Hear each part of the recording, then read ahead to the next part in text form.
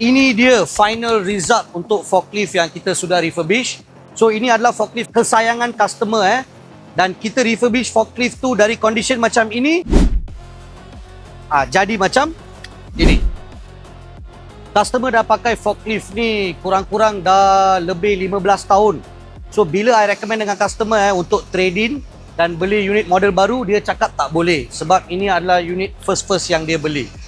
So sekarang dia minta kita untuk cantikkan balik unit tu. So jom kita tengok proses dia.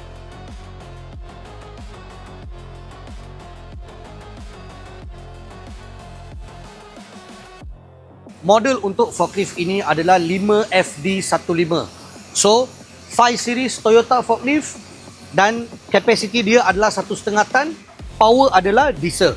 Tapi unit ni bukan auto dia manual transmission. So boleh tengok sini ada gear. Macam kamu boleh lihat, kita dah buat complete restoration. So kita start dengan engine overhaul Boleh tengok engine dia ni dah siap repair dan condition dia pun cantik.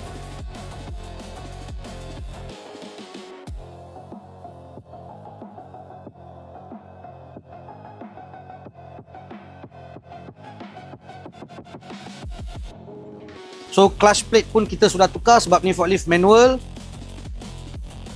Semua seal, hoses dah replace. Radiator pun kita dah service. Alternator starter pun dah tukar dengan yang baru. Brake dalam sana, brake pun kita dah buat complete overhaul. Tapi tayar kita tak tukar lah sebab tayar masih cantik lagi. Customer pun cakap tak apa. Okay, last kali lepas dah siap repair, kita habiskan dengan complete paintwork. So sekarang tinggal untuk buat final testing. Lepas tu kita akan deliver ke customer side. So thank you customer for the support.